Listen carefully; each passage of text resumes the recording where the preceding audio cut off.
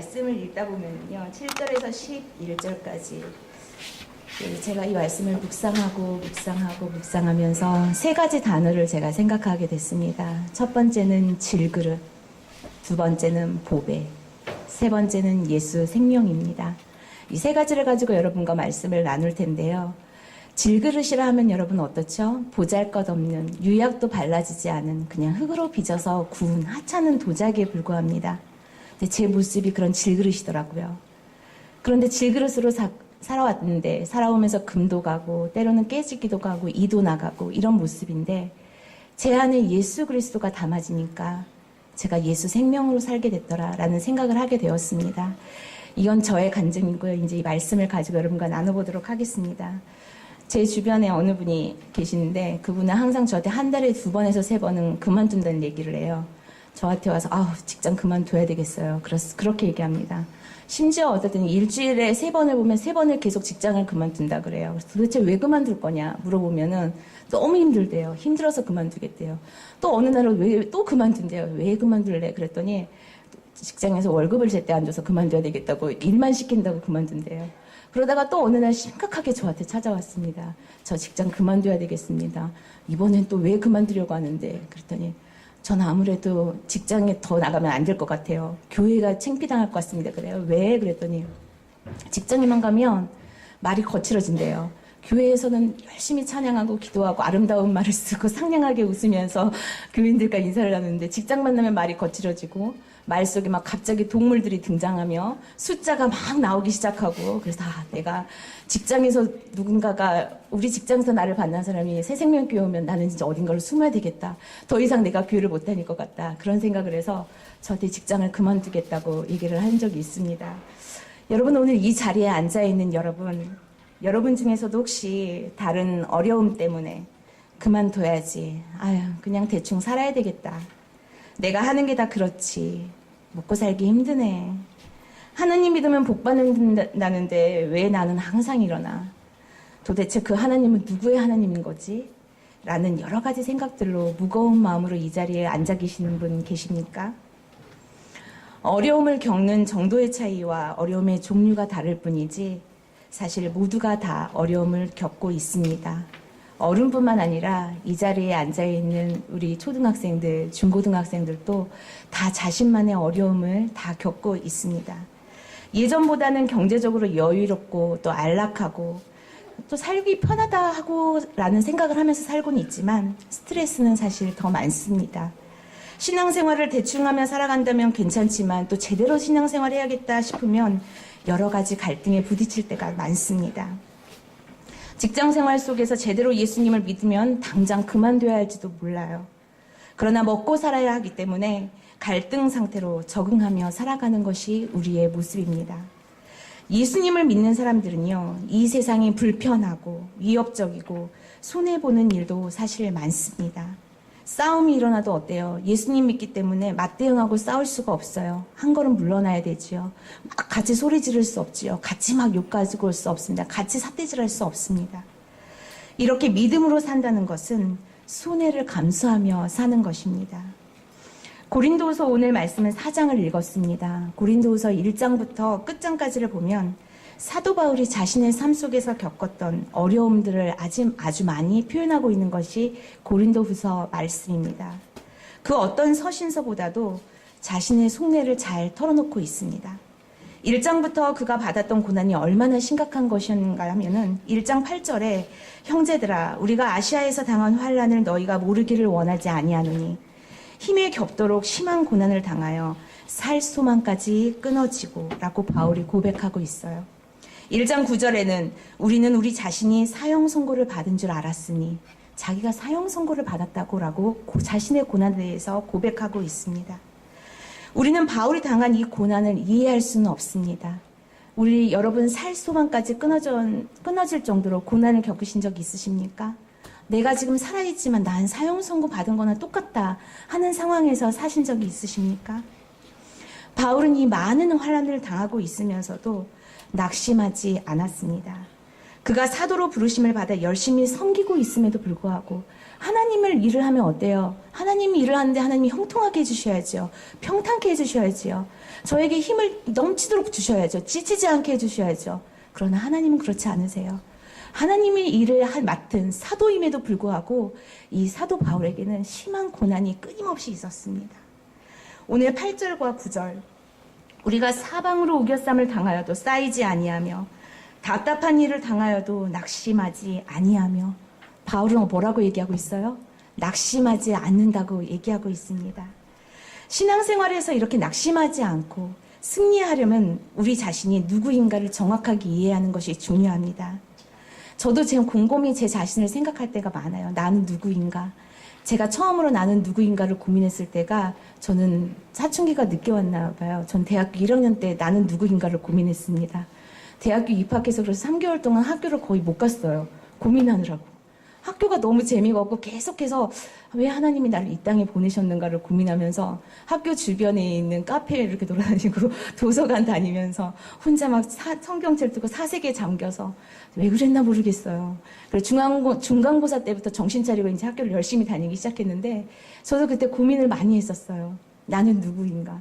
도대체 나는 누구지? 근데 그 고민 끝에 얻은 답은요, 하나님의 영광을 위해서 나를 이 땅에 보내셨다는 것이었어요. 엄마 아빠를 보면서도 우리 엄마 진짜 우리 엄마 아빠가 맞을까? 이걸 대학교 1학년 때 고민했어요. 여러분 이해가 안 되시죠? 근데 제가 그랬던 사람이에요. 엄마 아빠를 보면서도 같이 밥을 먹다가도 생각해요. 보면서 속으로 우리 엄마 아빠 진짜 맞을까? 혹시 아닌 거 아닐까? 그런 고민, 내 정체성에 대해서 고민할 때 하나님께서 나의 영광을 위해서 너를 이 땅에 보냈다라고 저한테 마음에 끊임없이 말씀해 주셨습니다. 그래서 제가 이 자리에 이렇게 설 수 있었을지도 모릅니다. 여러분은 여러분 자신이 누구라고 생각하십니까? 오늘 사도 바울은 7절에 우리가 이 보배를 질그릇에 가졌으니라고 말하고 있습니다. 바울은 자신을 질그릇이라고 표현하고 있어요. 제가 좀 처음 시작 때 질그릇에 대해서 말씀드렸었죠. 예쁜 그릇, 이런 예쁜 그릇이 아니에요. 유약이 입혀지고 그림이 그려진 이런 예쁜 그릇이 아니라 그냥 톡이 흙으로 빚어져서 그냥 도자기 구워졌을 뿐이에요. 그런 그릇입니다. 보잘것없고 하찮고 금방 깨지기 쉬운 그런 그릇이에요. 근데 사도 바울은 자신이 그런 질그릇이라고 얘기하고 있습니다. 우리는 뭘로 만들어진 존재일까요? 흙으로 만들어진 존재죠. 그래서 사실 우리는 흙으로 만들어진 질그릇과 같은 존재입니다. 여러분이 단단하다고 느끼십니까? 내가 강하다고 생각하십니까? 내가 화려한 아주 멋진 그릇 같습니까? 그러나 오늘 성경대로 사도 바울의 고백대로 실제로 우리가 홀로 있을 때 어떤 생각을 해요? 나의 연약함이 보이고 나의 무기력이 보이고 나의 한계 앞에 나 혼자 무너질 때가 많지요.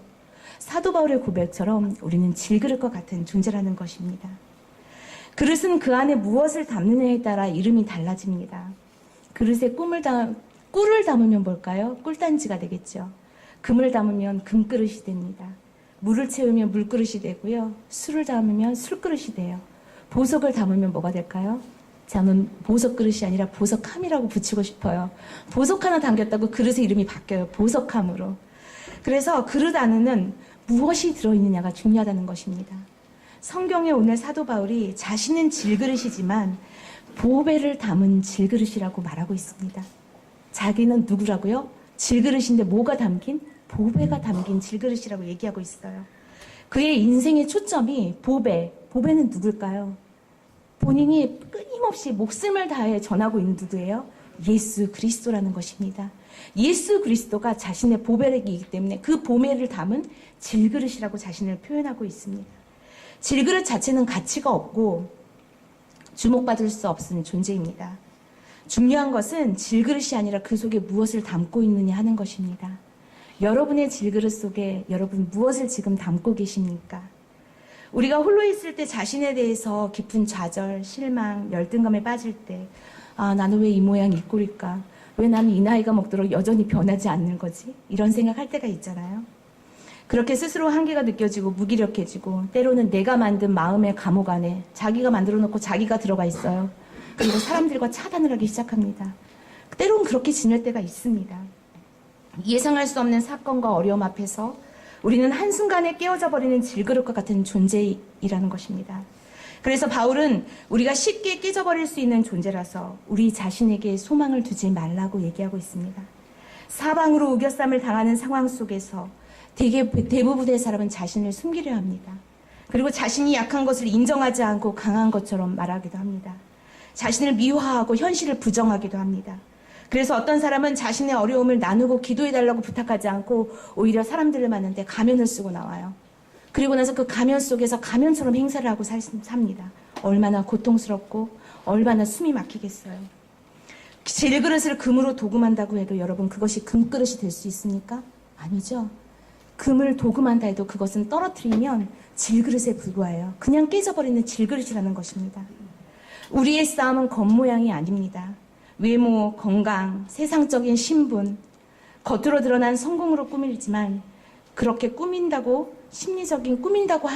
꾸밀수록 심리적인 압박과 언제 무너질지 모르는 불안감은 더욱 커지기만 한다는 것입니다. 그러나 우리는 질그릇처럼 갈수록 낡아지고 깨어지고 금이 가게 되어 있습니다. 아무리 우리가 꾸민다고 해도 시간이 가면 갈수록 금이 가고 낡아지고 결국은 깨어지게 된다는 것입니다. 오늘 바울은 우리의 존재를 분명하게 인식시켜주고 있습니다. 우리는 외부적인 압박에 견딜 수 없는 연약한 존재라는 사실입니다.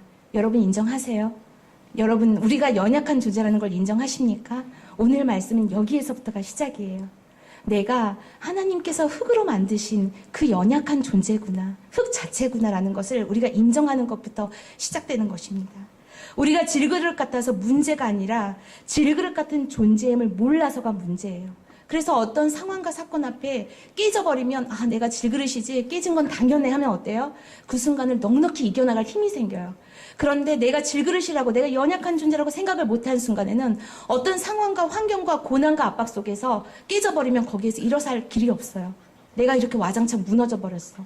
세상을 다 포기해버리고 만다는 것입니다. 하나님이 쓰셨던 많은 사람들은 자신이 잘난 줄 알고 질그릇입을 거부했던 사람들이 많습니다. 바울도 그런 사람 중에 한 사람이었습니다. 자기 의지가 아주 강했고 누구에게도 지기 싫어하는 성취욕에 불탔던 사람이었습니다.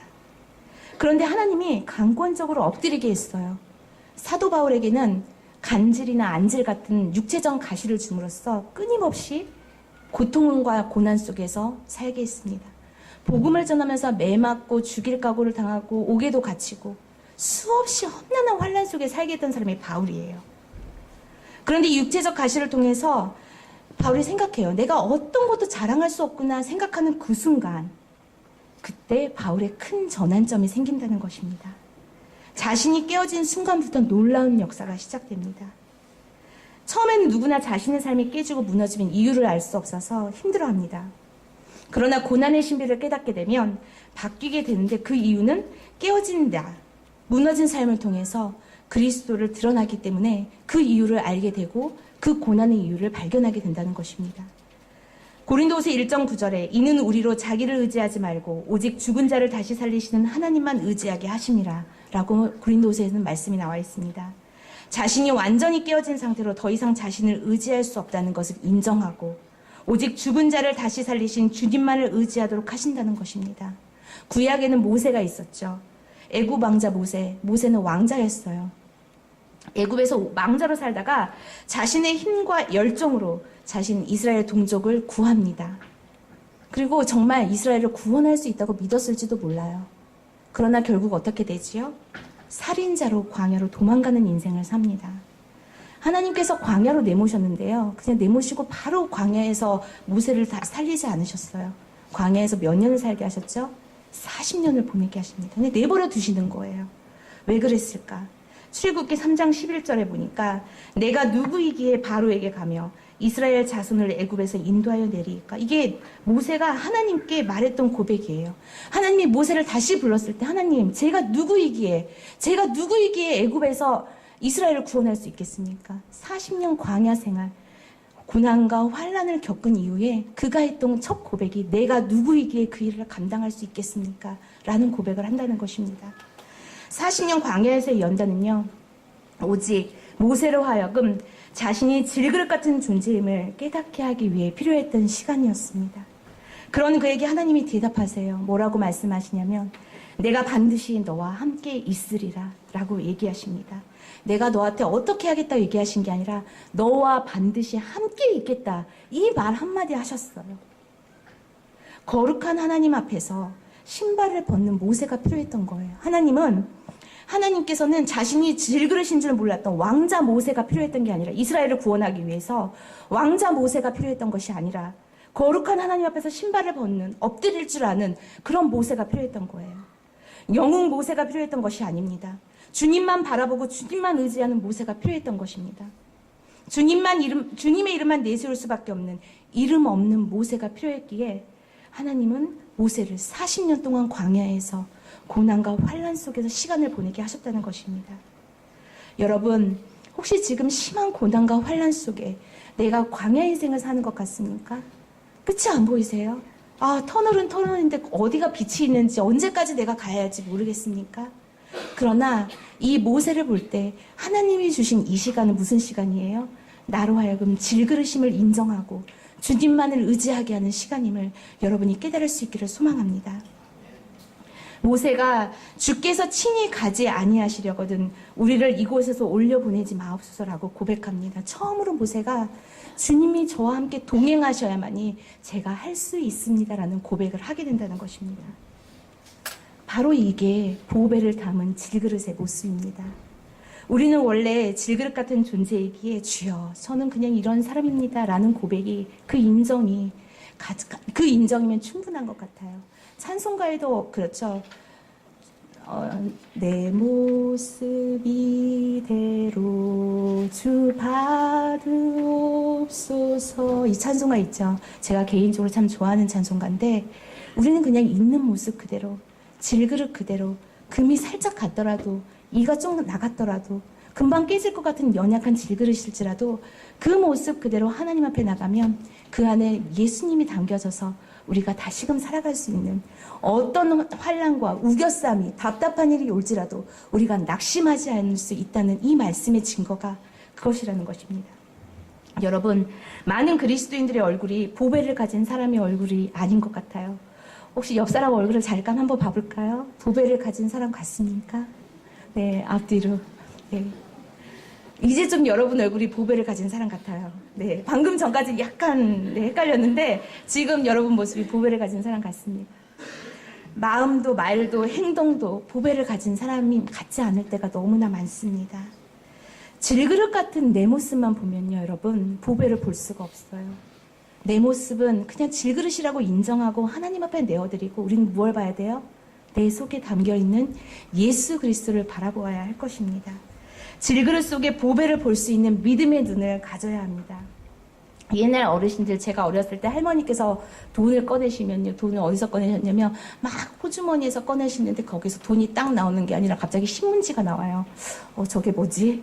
왜 안에서 신문지가 나오지? 그럼 또 신문지를 막 펴요. 그러면 그 안에 돈이 있어요. 여러분, 신문지만 보는 사람은 돈을 못 봐요. 여러분 짜장면 주문하잖아요. 그러면 짜장면 그릇 보신 분 있으세요? 기억나시는 거 있으세요? 다 그 그릇이지 특별히 기억나는 그릇 있으세요? 없죠. 우린 뭘 보죠? 짜장면이 도착하면? 짜장면만 봐요. 우리가 그릇을 보는 것이 아니라 그릇 안에 담겨있는 보배를 볼 수 있을 때 믿음의 눈을 가질 수 있다는 것입니다. 여러분, 오늘 바울은 질그릇이라고 인정하는 것으로 끝내지 않고 질그릇이지만 보배를 가진 질그릇이라고 고백하고 있습니다. 우리도 이 바울처럼 질그릇 나는 왜 질그릇 같죠 이러지 않고 하나님 내 안에 질그릇 같은 내 안에 예수 그리스도라는 보배가 있다는 것이 너무나 감사합니다. 그 보배 때문에 내 가치가 이렇게 존귀하고 값어치 있고 보배가 담긴 그릇은 여러분 어떻게 해요? 그냥 휙 던질 수 있어요? 얼마나 아슬아슬하겠어요. 두 손으로 막 안고 다니고 낄까봐 조심하고 어디다 막 숨겨놓고 이렇겠죠. 이렇듯이 예수 그리스도가 담긴 질그릇이기 때문에 우리가 너무 존귀하고 고귀하고 가치 있는 사람이라는 것입니다. 내가 잘생기고 학력이 좋고 좋은 직장을 다니고 내가 가진 것이 많아서 존귀하고 보배로운 것이 아니라 내 안에 담긴 예수 그리스도 때문에 우리가 그 자체만으로 예수님 때문에 존귀하고 보배로운 존재가 된다는 것입니다. 이 말을 기억하면서 이 은혜를 기억할 수 있어야 돼요. 참 주님이시기 때문에 할 수 있는 일이에요. 우리 같으면 여러분 보배에 보석 담을 때 어디다 담으실 것 같아요? 제가 이걸 묵상하면서 막 생각했었는데, 물론 여러 가지 생각을 하다가 꽤가 많은 사람이 일부러 제일 허름한 그릇에 담을 수도 있어요. 근데 보편적으로 99.9%의 사람들은 어떤 생각을 할까요? 보배니까 가장 좋고 막 대리석 같은 가장 좋은 그릇에 담고 싶어 하잖아요. 근데 예수님을 담고 싶은 그릇을 선택하실 때 이건 예수님만이 하실 수 있는 일인데, 하찮고 그냥 깨지기 쉽고 연약하고 그냥 그런 아주 질그릇 아무것도 아닌 그릇을 선택하셨어요. 예수님만이 하실 수 있는 일입니다. 여러분, 우리가 그 은혜를 기억해야 돼요. 야, 예수님이 나 같은 질그릇을 선택했구나. 그리고 내 안에 들어와 계시구나. 지금 여러분 안에 보배가 담겨 있는데 그게 바로 예수님입니다. 여러분 믿으시지요? 여러분 안에 계신 예수님 느껴지세요? 여러분 예수님 먼지처럼 여기세요? 혹시? 하찮은 물건같이 저 밑에 숨겨놓고 계세요? 그러지 마시고 내 안에 나를 드러내는 것이 아니라 내 안에 계신 예수님이 드러나길 원합니다. 내 안에 여러분 사람들 밖에 나가잖아요. 그러면 나를 보지 마시고요. 내 안에 보배가 있는데 제발 이 보배를 좀 봐주세요 하는 심정으로 살아가야 돼요. 그 보배가 누구라고요? 예수 그리스도라는 것입니다. 이 얼마나 큰 은혜입니까? 자신이 보배로 변화되지 않는다고 부끄러워하고 탄식하고 좌절하지 마십시오. 오직 질그릇 같은 우리 안에 보배이신 주 예수님을 바라보기만 하면 됩니다. 보배이신 주님을 바라보면 좌절하고 절망할 상황에서도 우리 영은 오히려 기뻐하고 감사하고 희망이 넘치게 된다는 것입니다. 8절에서 9절 제가 좀 전에도 읽었지만 우겨쌈을 당하여도 쌓이지 아니하고, 여러분 사방에만 뭐가 우겨 쌓여 있어요? 어디 도망갈 틈이 없습니까? 답답한 일을 당하여도 낙심하지 아니하며, 박해를 받아도 버림받지 아니하며, 거꾸러뜨림을 당하여도 망하지 아니한다고 사도 바울이 과감하게 얘기해요. 이 자신감은 어디서 나오는 걸까요? 사도 바울 안에 있는 예수 그리스도 때문에 이 자신감이 나오는 거예요. 여러분 이제 어디 가서 자신감 있게 말씀하십시오. 누구 때문에요? 내가 가진 능력이 아니라 내 안에 계신 예수님 때문에 더 당당하게 살아가십시오. 다이아몬드의 진위를 검증하는 방법에는 물 검증이라는 것이 있대요. 다이아몬드가 진짜인가 아닌가를 물에 넣으면요, 진짜 다이아몬드는 물에서 변하지가 않는데요. 근데 가짜는 물에 담그면 색깔이 변한대요. 여러분, 우리가 진짜 예수 그리스도인이냐, 진짜 예수 그리스도인이 아니냐는 환난과 시험, 물속에 깊이 들어가고 싶지 않은데 들어가는 그 환난과 시험 속에서 검증되어져요. 한결같이 변함없이 같은 모습으로 여전히 예배와 말씀과 기도와 예수 그리스도의 믿음을 부인하지 않고 살아가는 것. 그렇다면 어때요? 진짜 그리스도인 맞겠죠. 그러나 상황과 환경과 주변의 사람들로 인해서 내가 색깔이 변해요. 어쩔 때는 내가 그리스도인이었다가, 어쩔 때는 세상 사람들이었다가, 어쩔 때는 안 믿는 사람이었다가, 어쩔 때는 불신자였다가 수시로 바뀔 때가 있습니다. 그건 뭐예요? 아직도 내 안에 보배가 빛으로 드러나지 않고 이 마음 안에, 그릇 안에 누가 있는 거예요? 예수님은 없고 나만 있기 때문에 우리가 물속에 들어가서 환난과 시험 속에서 색깔이 변해버린다는 것입니다. 우리가 이 말씀을 기억하면서 여러분, 우리 안에 있는 보배, 그 보배 때문에 우리가 존귀하고 고귀하고, 그 보배 때문에 우리가 우겨쌈을 당해도 낙심하지 않고 버림받지 않고 답답하지 아니하다는 것을 기억할 수 있기를 바랍니다. 우리 마지막으로 10절과 11절을 다시 한번 읽어보도록 하겠습니다. 다 같이 읽겠습니다. 시작. 우리가 항상 예수의 생명이 또한 우리 몸에 나타나게 하려 함이라. 우리 살아있는 자가 항상 예수를 위하여 죽음에 넘겨짐은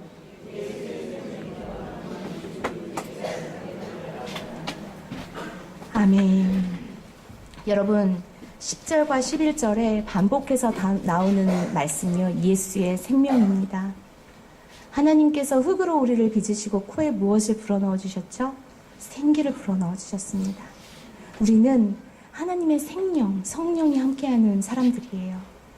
예수의 생명이 우리 안에 늘 있어야 합니다.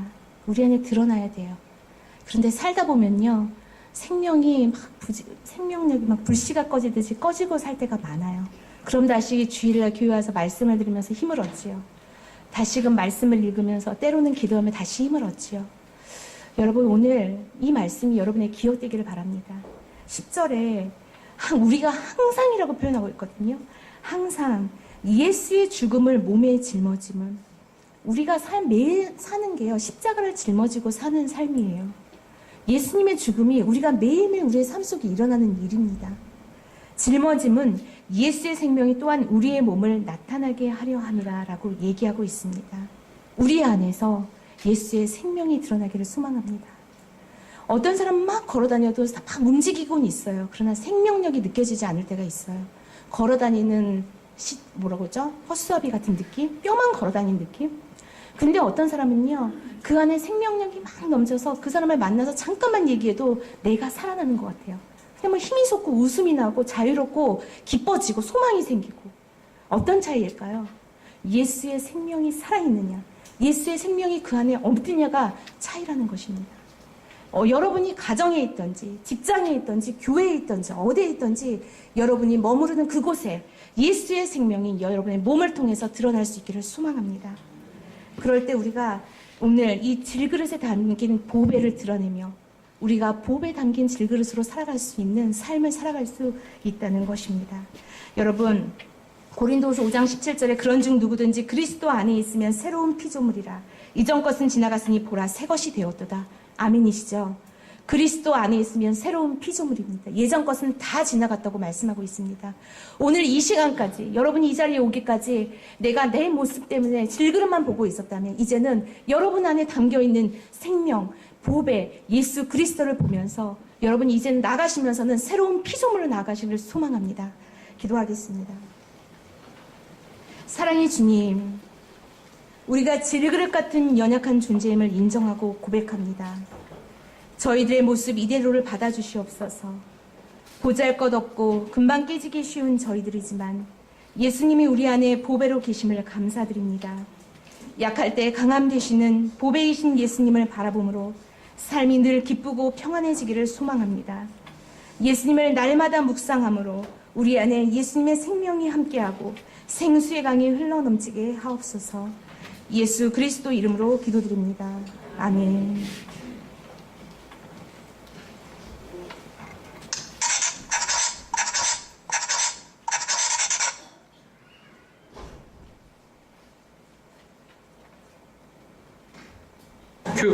조사님 목사님 되신 거 축하드리고 또 해외 건강히 다녀오세요. 교회는 잘 지키고 오겠습니다. 목사님! 화이팅! 목사님, 카페 그립지 잘 지키고 있을게요. 조심히 다녀오세요. 목사님!